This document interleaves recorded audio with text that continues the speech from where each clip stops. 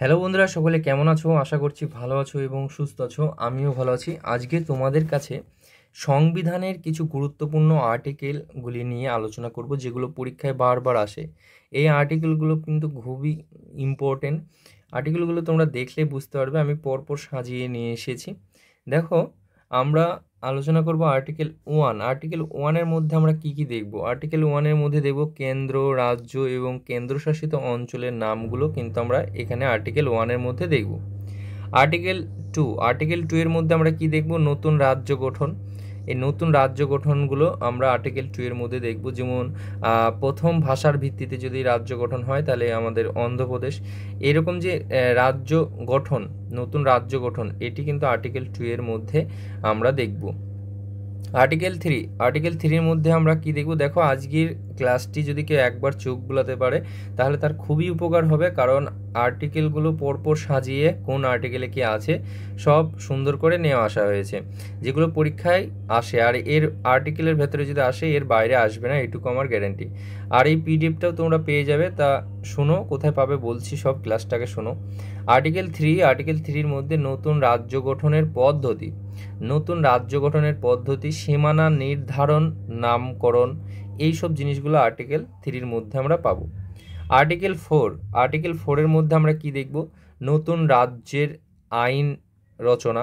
নতুন রাজ্যের যে কোনো আইন হবে, সেই আইনের রচনা আর্টিকেল 4-এর মধ্যে দেখব। তারপরে আর্টিকেল 5-এর মধ্যে কি দেখব? দেখো, 5 থেকে 11 মধ্যে আমরা দেখব নাগরিকত্ব আমরা আর্টিকেল 5 থেকে 11-এর মধ্যে দেখব। এগুলোকে একবার করে তোমরা যখনই হোক ক্লাসগুলোকে অন করে তোমরা এগুলোকে শুনবে, অটোমেটিক মুখস্থ হয়ে যাবে, বেশি চাপ নেবে না। আর্টিকেল 12 থেকে 35-এর মধ্যে মৌলিক অধিকারটি আমরা দেখব। তাহলে যে মৌলিক অধিকার, এটা আমরা কোথায় দেখব? আর্টিকেল 12 থেকে 35-এর ভেতরে দেখব। আর নাগরিকত্ব, এটা হচ্ছে আর্টিকেল 5 থেকে 11-এর মধ্যে। আর্টিকেল 14-তে কি আছে? দেখো, আর্টিকেল 14-তে আছে আইনের চোখে সবার সমান অধিকার এবং সমান সংরক্ষণের ব্যবস্থা। বোঝা গেল যে আইনের চোখে সবাইকে সমান চোখে দেখা এবং সবারই সমান সংরক্ষণের ব্যবস্থা কিন্তু আর্টিকেল 14-র মধ্যে আমরা দেখতে পারবো। তারপরে দেখো, আর্টিকেল 15C এর মধ্যে কি আছে? মহিলা এবং শিশুদের জন্য যানবাহনের সিট সংরক্ষণের ব্যবস্থা। এটি আর্টিকেল সি এর মধ্যে আমরা পাবো, যে মহিলা এবং শিশুদের জন্য যানবাহনের সিট সংরক্ষণের ব্যবস্থা। বোঝা গেল?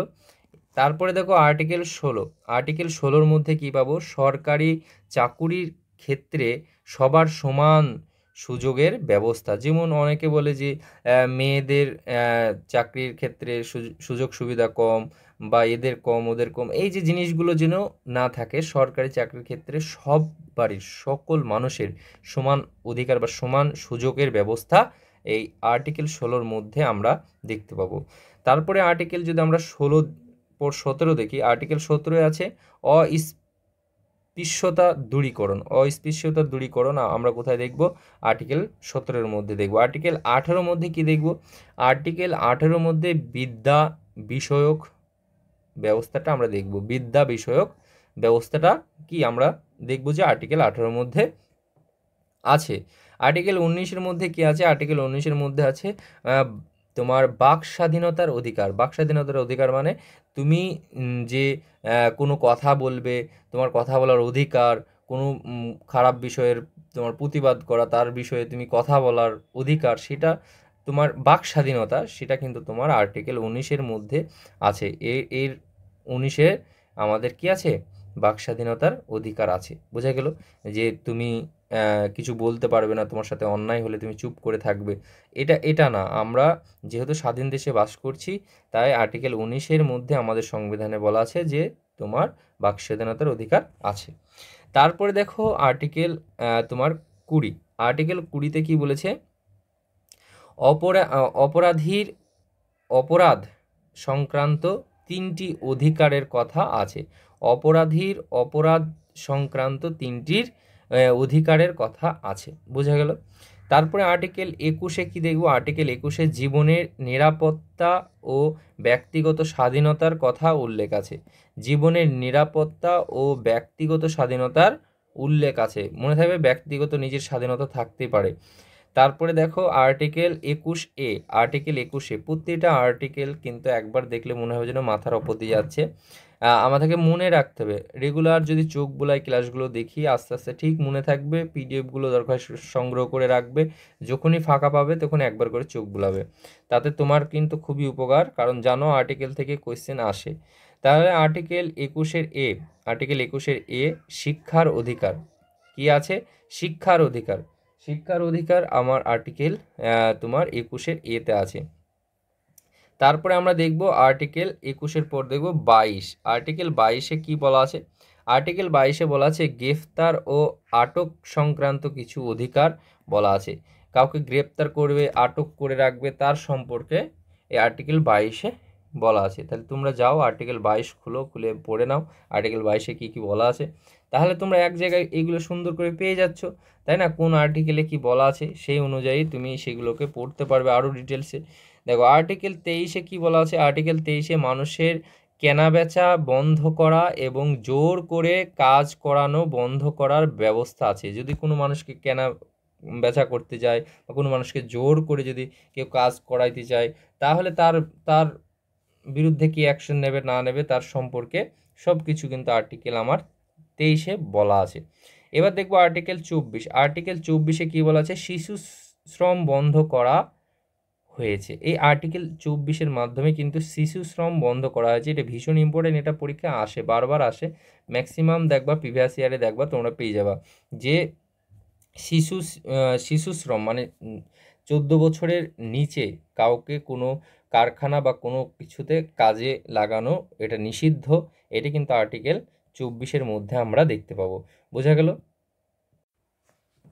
আর্টিকেল 25, আর্টিকেল 25-এর মধ্যে আমরা কি দেখব, আর্টিকেল 25 থেকে তোমার 28 মধ্যে আমরা দেখব ধর্মীয় স্বাধীনতা, যে এটা ভীষণই ইম্পর্টেন্ট, এটাকে ভিভিআই দিয়ে রাখো।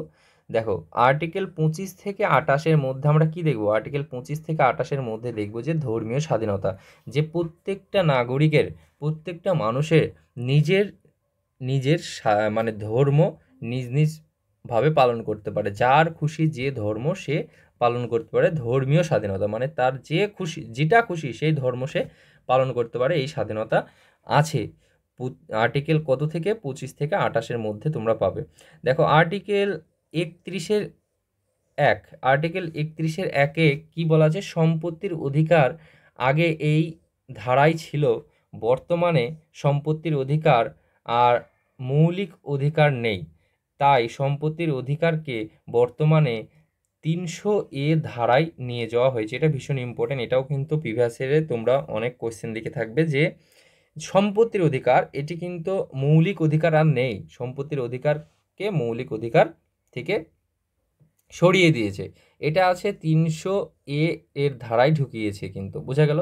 তাই সম্পত্তির যে অধিকার সেটা কিন্তু আর কেউ বলতে পারবে না যে সম্পত্তি আমার, মানে সেই অধিকারটা কেউ দেখাতে পারবে না, এটা সম্পত্তির অধিকার, এটা মৌলিক অধিকার নেই, এটা কিন্তু 300A ধারায় নিয়ে যাওয়া হয়েছে। এটা ভীষণ ইম্পর্টেন্ট, ভালো করে মনে রাখবে, মনে থাকবে।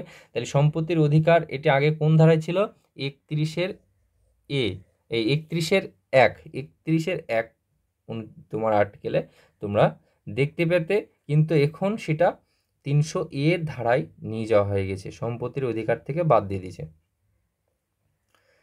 মৌলিক অধিকার থেকে, সম্পত্তির অধিকার মৌলিক অধিকার থেকে বাদ দিয়ে দিয়েছে। দেখো আর্টিকেল 32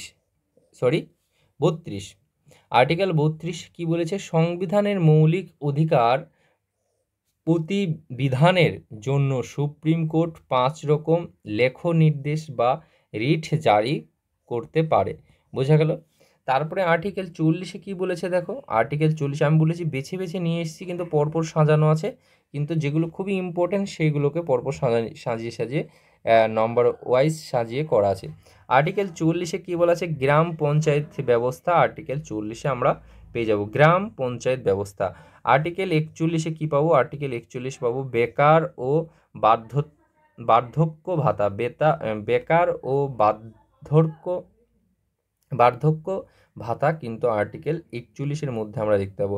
আর্টিকেল 45-এর মধ্যে আমরা কি দেখতে পাবো? আর্টিকেল 45-এর মধ্যে দেখতে পাবো অবৈতনিক বাধ্যতামূলক শিশু শিক্ষা। বোঝা গেল আর্টিকেল 45-এর মধ্যে দেখব। আর্টিকেল 47-এর মধ্যে কি দেখব? আর্টিকেল 47-এর মধ্যে দেখব রাজ্যে মদ নিষিদ্ধ করা নির্দেশ, কিন্তু খোলামেলা ঠিক চলে বেড়াচ্ছে লাইসেন্স করে, তাই না? এটা আর্টিকেল আমরা 47 এর মধ্যে দেখব যে রাজ্যে মদ নিষিদ্ধ করার নির্দেশ। বোঝা গেল? কিন্তু সেই নির্দেশ কেউ মানে না। আর্টিকেল তোমার 48-এর আর্টিকেল 48-এর এর মধ্যে দেখব পরিবেশ, বন এবং বন্যপ্রাণী রক্ষা। দেখো, আমরা নিউজে দেখেছিলাম যে সলমান খান একটা হরিণ চাপা দিয়েছিল গাড়ি চালাতে চালাতে, তার জন্য তার নামে কিন্তু কেস হয়েছে এবং সে জেলে ছিল। তো তোমরা দেখেছো যে সেটা আমাদের কোন ধারার অনুযায়ী তাকে দেখা হচ্ছে? যে আর্টিকেল 48-এর ধারা অনুযায়ী, মনে থাকবে, আর্টিকেল অনুযায়ী। কোন আর্টিকেলের মধ্যে আমরা সেটা দেখব? এই যে আইন কানুনগুলো, সেগুলো আর্টিকেল 48-এর যে বন্য প্রাণী রক্ষা, বন্য প্রাণী যদি কেউ ক্ষতি করে তার ব্যবস্থা, বন যদি কেউ ক্ষতি করে, পরিবেশ যদি কেউ ক্ষতি করে তার ব্যবস্থা কোথায় কি হবে না হবে আর্টিকেল 48-এর তে আমরা দেখতে পাবো। বোঝা গেল? দেখো আর্টিকেল 49-এ কি পাবো? আর্টিকেল 49-এ পাবো মুভমেন্ট, জাতীয় সৌধ এবং ঐতিহাসিক স্থান সংরক্ষণ ও রক্ষা।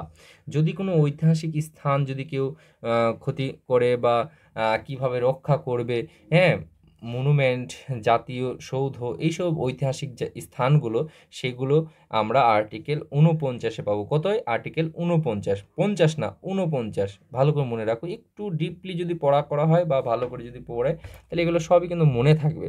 দেখো আর্টিকেল 51-এর কি বলেছে? আর্টিকেল 51-এর বলেছে 11টি মৌলিক কর্তব্য এই ধারায় বর্ণিত আছে। ভীষণই ইম্পর্টেন্ট এটা কিন্তু, যে আমাদের 11টি মৌলিক অধিকার কোন ধারায় বর্ণিত আছে বা কোন আর্টিকেলে বর্ণিত আছে। বোঝা গেল?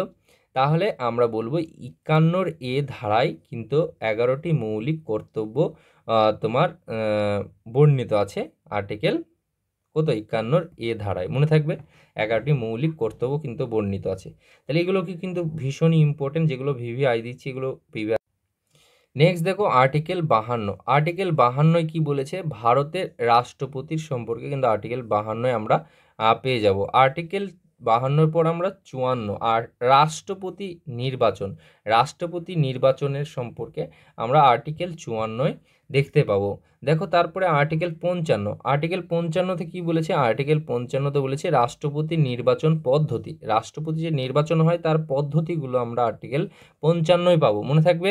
তারপরে আমরা পাবো কি? আর্টিকেল 61 পাবো রাষ্ট্রপতি অপসারণ বা ইমপিচমেন্ট পদ্ধতি। ইমপিচমেন্ট পদ্ধতি মানে কি? যদি তোমার রাষ্ট্রপতি পদত্যাগ করে, তাহলে এই ইমপিচমেন্ট পদ্ধতির মাধ্যমে কিন্তু পদত্যাগ করতে পারে, বা রাষ্ট্রপতি অপসারণ বা ইমপিচমেন্ট পদ্ধতি যেটাকে আমরা বুঝি, সেটা আমরা কোথায় পাবো? আর্টিকেল 61। তাহলে ভালো করে মনে রাখো যে রাষ্ট্রপতির ইমপিচমেন্ট পদ্ধতি কত নম্বর আর্টিকেল বা কত নম্বর ধারায়, তখন আমরা বলবো আর্টিকেল 61, মনে থাকবে। এইভাবে কিন্তু কোশ্চেনগুলো ঘুরে ফিরে আসে। আর্টিকেল তোমার 72 কি বলেছে? রাষ্ট্রপতি কোনো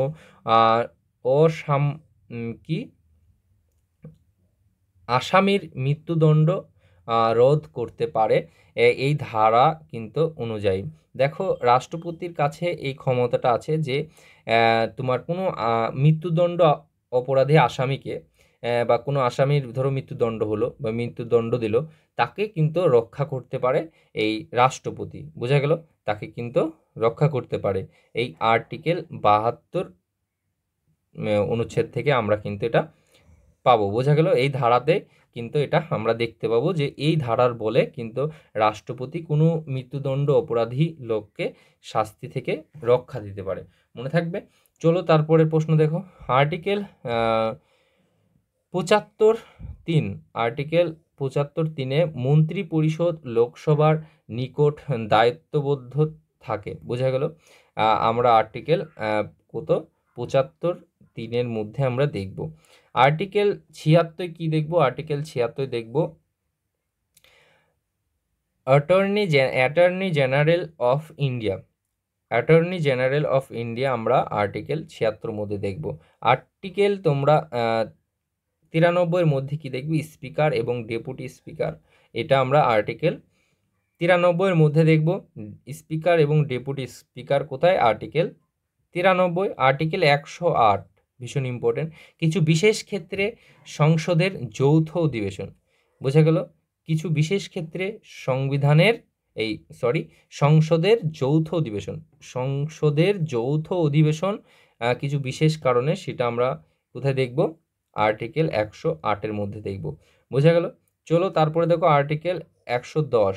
আর্টিকেল 110-এ আমরা দেখব অর্থ বিল। অর্থ বিলের সম্পর্কে আমরা আর্টিকেল 110, এটা ভীষণ ইম্পর্টেন্ট। এটা দেখবা পরীক্ষায় অনেক প্রিভিয়াস ইয়ারে পাবে যে অর্থ বিল কোন আর্টিকেল আছে, তাহলে 110-এ অর্থ বিলের সম্পর্কে বলা আছে।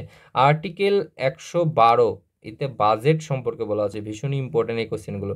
বাজেট সম্পর্কে কোন আর্টিকেলে বলা আছে? 112। বোঝা গেল?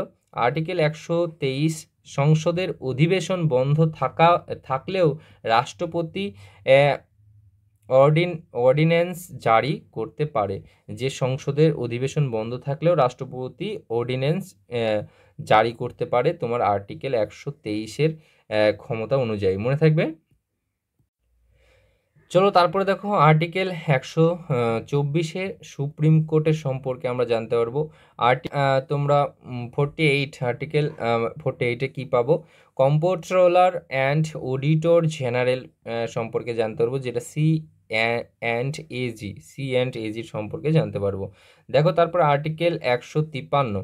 আর্টিকেল 153-তে আমরা রাজ্যপালের সম্পর্কে জানতে পারবো। আর্টিকেল 165-তে অ্যাডভোকেট জেনারেলের সম্পর্কে জানতে পারবো। অ্যাডভোকেট জেনারেল সম্পর্কে আর্টিকেল 165-তে কিন্তু বলা আছে। আর্টিকেল 214 হাইকোর্ট সম্পর্কে বলা আছে 214-তে, মনে থাকবে।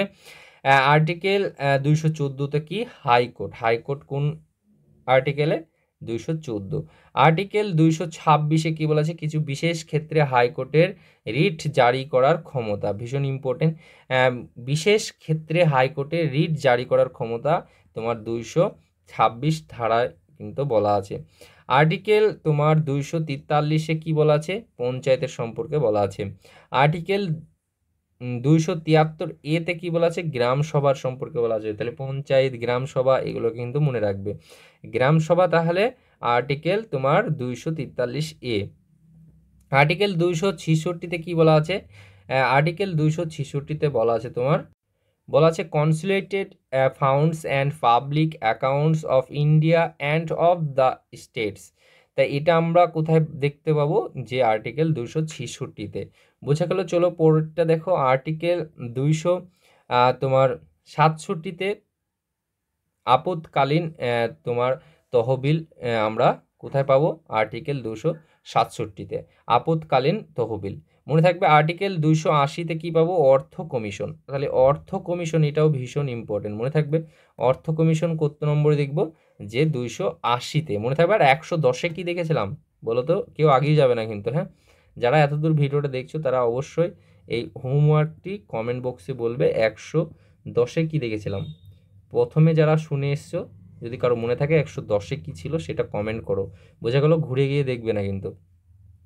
এবার দেখো 300A সম্পত্তির অধিকার, যেটা আমি দেখালাম তখন, যে সম্পত্তির অধিকার তোমার 300A মধ্যে ঢুকিয়েছি। 31-এর থেকে আমাদের সম্পত্তির অধিকার, আর তোমার এটা সম্পত্তির অধিকার মৌলিক অধিকার থেকে সরিয়ে তোমার 300A মধ্যে তোমার ঢুকিয়েছি। এটা আমরা তো একটু আগেই দেখে আসলাম, তাই না? তারপরে আর্টিকেল তোমার, এটা কিন্তু ভীষণ ইম্পর্টেন্ট, হ্যাঁ, এটাও ভীষণ ইম্পর্টেন্ট। তারপরে তোমার আর্টিকেল 312-তে কি দেখব? সর্বভারতীয়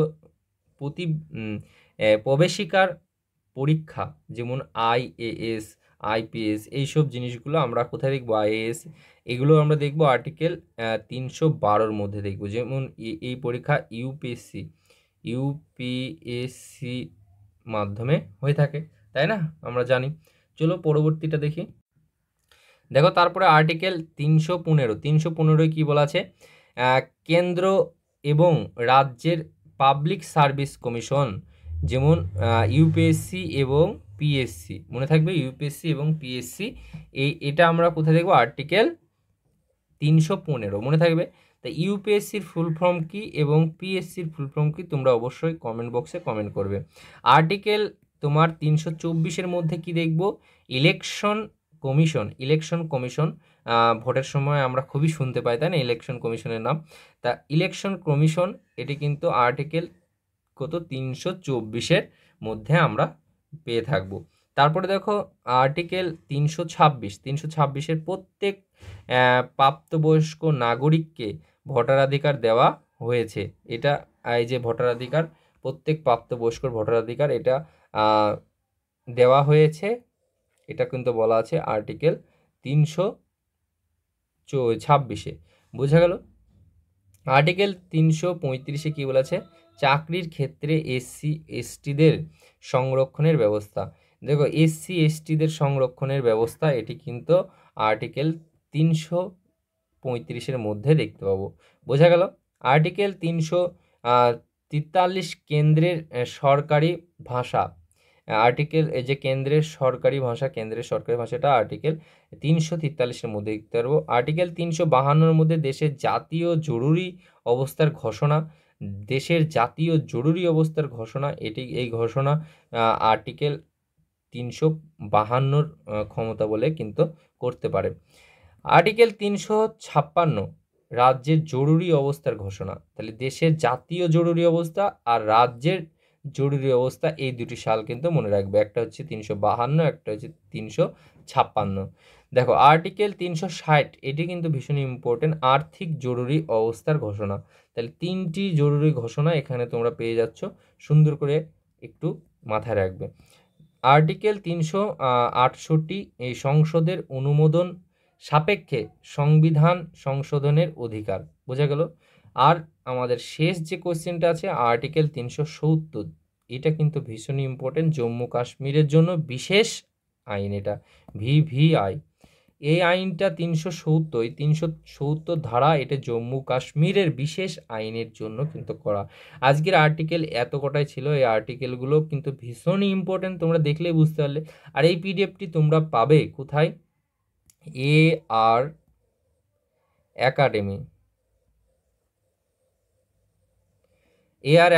13 যাও, সেখানে গিয়ে সার্চ করো টেলিগ্রামে, মনে থাকবে টেলিগ্রামে তোমরা গিয়ে সার্চ করো,